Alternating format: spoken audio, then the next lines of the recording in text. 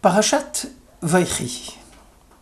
Eh bien, tes deux fils qui te sont nés au pays d'Égypte, avant que je vinsse auprès de toi en Égypte, deviennent les miens, non moins que Ruben et Shimon. Ephraïm et Ménaché seront à moi. Quant aux enfants que tu engendrerais après eux, ils te seront attribués.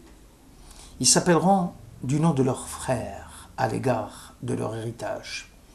Israël remarqua les enfants de Joseph et il dit « Qui sont ceux-là » Joseph répondit à son père « Ce sont mes fils que Dieu m'a donnés dans ce pays. » Jacob reprit « Approche-les de moi, je te prie, et que je les bénisse. » Puis Joseph prit ses deux fils, Ephraïm de la main droite, à gauche d'Israël, et Ménassé de la main gauche, à droite d'Israël, et les fit avancer vers lui.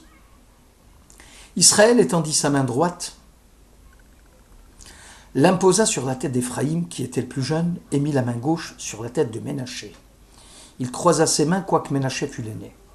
Joseph remarqua que son père posait sa main droite sur la tête d'Ephraïm, et cela lui déplut. Il souleva la main de son père pour la faire passer de la tête d'Ephraïm sur la tête de Ménaché, et il dit à son père « Pas ainsi, mon père. Celui-ci est l'aîné. Mets ta main droite sur sa tête. » Son père s'y refusa et dit « Je sais, mon fils, je sais. Lui aussi deviendra un peuple, lui aussi sera grand, mais son jeune frère sera plus grand que lui, et sa postérité formera plusieurs nations. » Genèse 48. L'option désastreuse d'Ésaü. La tristesse d'Isaac et de Rebecca. Face à ce fils qui s'anime au destin du paganisme, pour ne pas entendre les exigences de son allégeance première, le contraste confirmé avec son frère, qui lui s'initie aux prescriptions de la Torah, doit guider l'analyse de l'étonnante usurpation de la bénédiction paternelle par Jacob sous l'exceptionnelle autorité de Rebecca. Yitzhak, dit le texte, décida alors à bénir Ésaü, son aîné, à lui transmettre ce que son âme réservait de meilleur. Il se résolut à cet acte à l'instant même où il élit son fils pour qu'il poursuive dans son unicité de personne et par-delà l'épreuve de la mort paternelle, la mission de création qui les dépasse tous deux. Or, heureusement, l'intervention de Rebecca, son insoumission à l'inconditionnalité d'un droit naturel qui toujours satisferait les prérogatives de l'aîné, fût-il l'unique et indigne, aidera à déjouer le dessein du patriarche.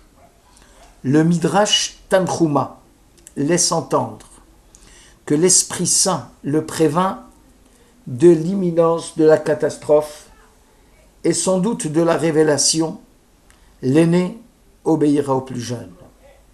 Cette prophétie l'habitait, telle la certitude d'une disjonction absolue entre les voies de l'élection et celle du droit d'être reçu du seul fait de sa naissance. Jacob, en posant sa main droite sur la tête d'Éphraïm, le plus jeune des enfants de Joseph, va porter atteinte une seconde fois au culte du droit d'aînesse.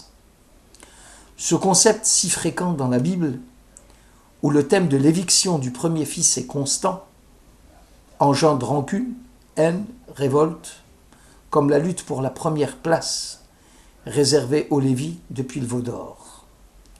Une fois de plus, c'est la lucidité du patriarche quant à la justice des frères qui fera triompher une pensée de l'élection qui ne pactise pas avec la force et la conviction qu'une existence est justifiée dès lors qu'elle s'affirme sûre d'elle-même et de son droit. Chaque être humain est jugé d'après la conception juive, selon l'état dans lequel il se trouve au présent. Or, le patriarche accorde un certain privilège spirituel au cadet, se projetant ainsi dans l'avenir. N'est-ce pas contradictoire ? Kelly Yakar consacre une longue explication à ce dilemme. il affirme que l'élection d'un des fils sur l'autre a pour seule option la prévalence de l'éthique sur la force, la prévalence d'une priorité de l'étude et de la loi qui commente le bien sur l'appréciation de la valeur d'une vie en fonction de sa virulence d'être et de son désir de dominer, imprévisible à la souffrance et au mal. L'élection même d'Israël ne s'est pas faite en prenant en considération la démographie de la population juive, car vous êtes peu nombreux, dit l'Éternel, atem am'at, et le commentateur invoque les évictions successives des aînés, celle d'Ishmaël, famille d'Abraham, celle d'Ésaü, famille d'Isaac, celle de Ruben, famille de Jacob, et celle de Ménaché, famille de Joseph. Le rabbin Hirsch remonte l'histoire de l'humanité au temps de la Genèse et parle de la mise à l'écart de Caïn suite à son inconduite. Moïse fut élu, bien qu'il était le plus jeune de ses frères, ainsi que le roi David choisi parmi ses frères. La Torah ne fonde sa perspicacité, ne base sa détermination à évincer un fils et à en imposer un autre en héritier privilégié de l'alliance d'Abraham que sur l'unique spectacle de leur comportement. Il n'y a pas de droit dû au privilège de la naissance. Le droit d'aînesse n'a cours que dans le domaine matériel où la force s'impose. Dans la sphère spirituelle, il n'y a de supériorité due à la naissance ni un héritage quelconque transmis. Seul s'impose celui dont l'élection s'est faite par Dieu, suite aux vertus spirituelles et morales de l'élu. Le droit d'aînesse, dans la société païenne antique, était largement répandu et institué. C'est le droit où l'aîné le plus fort domine ses frères les moins forts. Il leur était supérieur conformément à la loi de la nature. Une telle volonté de rabattre le droit sur des rapports de force naturels acquis dès la naissance est en réalité un déni du principe même du droit. Réduisant le droit au fait acquis dès la naissance, elle refuse le droit au profit de la violence. Nos sages insistent pour montrer que le patriarche Jacob proteste contre le droit fondé par le fait de naissance et privilégie le droit fondé sur l'élévation morale et spirituelle d'un fils sur l'autre. Concernant Yitzhak, il est marqué comme Yitzhak était devenu vieux et que sa vue s'obscurcit, alors que chez Jacob on trouve l'expression « les yeux d'Israël, apaisants par la vieillesse, ne pouvaient plus bien voir ». Ces locutions montrent que l'élection de l'aîné sur le cadet fut une erreur d'appréciation grave due au grand âge d'Isaac. Joseph fut secoué de voir le comportement de son père qui voulait évincer l'aîné de son droit d'aînesse en hurlant « Ce n'est pas ainsi mon père Lochen à vie ». Selon le Psikta Rabbati, la crainte de Joseph avait pour fondement l'angoisse de sa propre histoire et le souvenir amer de sa descente en Égypte. Ayant appris la leçon du privilège qu'il avait sur ses frères et de ses conséquences fâcheuses, il voulait soulever la main de son père pour la faire passer sur la tête d'Éphraïm à celle de Ménassé. La réponse du père fut édifiante. « Je sais, mon fils, je le sais. Yadati béni Yadati. Mais le jeune frère sera plus grand que l'aîné, et sa postérité formera plusieurs nations. » Il signifie à son fils « J'ai su comment tu fus vendu aux Égyptiens. Cependant, j'ai agi selon le projet divin, et rien ne me fera changer d'idée. La désignation de l'un des fils par rapport à l'autre et l'avènement de l'élu commandent l'opération de substitution de la main droite sur la tête du plus jeune. Comment estimer le geste du patriarche qui délibérément privilégie l'un de ses petits-fils en destituant l'autre de son droit naturel, tout en imposant le fils à la confusion quant à leurs droits respectifs. Sans doute le patriarche avait perçu le sens exceptionnel de l'élu, le désintéressement qui le hante, lui interdisent la simplicité de la distinction du privilège. La Torah ne veut pas confondre la singularité de la naissance dans le peuple de l'Alliance avec l'affirmation des prérogatives de son moi, du droit à être avant tous. En contraignant Joseph, en imposant le choix de la bénédiction paternelle, en décidant de concentrer la promesse en un de ses petits-fils cadets, sans en évincer définitivement Ménaché, Jacob, selon nos sages, avait agi avec beaucoup d'intelligence. Selon beaucoup de nos commentateurs, comme le Chizkuni ou le Shla, à Kadosh, Jacob n'a pas voulu évincer Ménaché au profit d'Éphraïm, mais simplement, il cherchait à donner un plus au cadet. L'aîné reste titulaire de sa sanctification et nécessite la cérémonie du rachat du premier-né, Pidyon Aben, logiquement consacré à Dieu. Toutefois, le patriarche avait à charge à veiller sur la vocation de l'un et de l'autre, de l'acceptation d'un joug qui ordonne au prochain avec l'insistance à s'affirmer avant tout avant l'autre. L'alliance ne mettait pas en jeu et en responsabilité des personnes isolées, mais l'ensemble de la nation d'Israël. Lorsque Jacob décide de supplanter Ménaché, c'est aussi tous ses descendants qu'il décide d'écarter de la royauté. Il assume la prédiction et orientera définitivement le sens.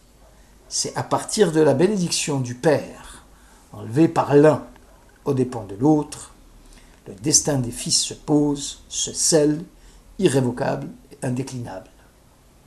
Les prophètes confirmeront ces orientations qui montrent que le futur royaume d'Israël, qui sera opposé au royaume de Juda, aura pour nom Éphraïm. Et ce, bien que Binyamin soit issu de Rachel et se soit joint à Yehuda. Le Ber Moshe, reprenant un des thèmes favoris du chassidisme, explique que Jacob va privilégier la méthode dite du 100% consacrée à la tradition du limoud par rapport à celle du moins limoud et du plus consacré aux affaires du monde. Ménaché était introduit comme son père dans les affaires publiques, privilégiant ainsi le derech eretz. N'était-il pas d'ailleurs l'interprète auprès de son père? Éphraïm, à l'instar de Jacob, passait son temps à étudier les textes sacrés dans le confort douillet de la tente de la Torah. Rav Amiel Zal, reprenant le Khatam Sofer, explique: la faute de Joseph consistait dans le peu d'intérêt qu'il portait au chagrin de son père. Aussi va-t-il appeler son fils aîné Ménaché. Dieu m'a fait oublier toutes mes tribulations et toute la maison de mon père, Kinashani Elohim. Comment peut-on oublier la maison où l'on a grandi et le cercle familial que l'on avait connu? Quant au cadet Éphraïm, Ifrani Hashem bevet oni, Dieu m'a fait fructifier dans le pays de ma misère. Ici, Joseph évoque les vicissitudes de vivre en terre étrangère, contrairement à l'installation en terre sainte, où la sécurisante familiarité de la terre natale aide à vivre.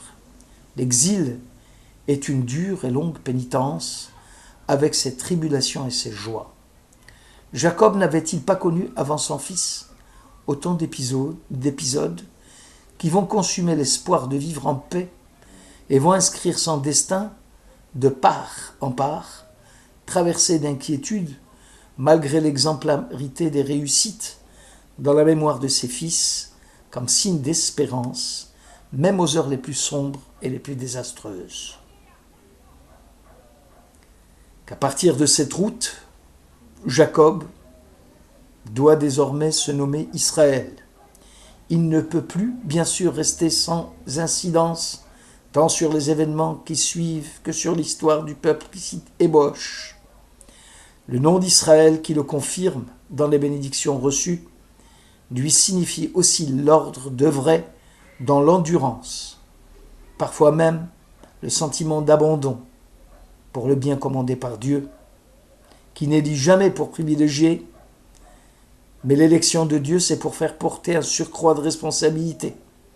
Et ce n'est qu'en accomplissant cette tâche jusqu'à l'extrême, jusqu'au dévouement infini pour ce bien qui saisit l'homme avant même qu'il ne s'en saisisse, que Jacob peut espérer que les nations enfin apprennent à dire à son nom, à le prononcer avec reconnaissance, Israël, car se réclamer du nom d'Israël ne va pas sans la détermination, malgré les épreuves, d'accepter la responsabilité que ce nom implique, la vocation qu'il incombe à quiconque portant son nom même, le souffle du nom imprononçable de Dieu.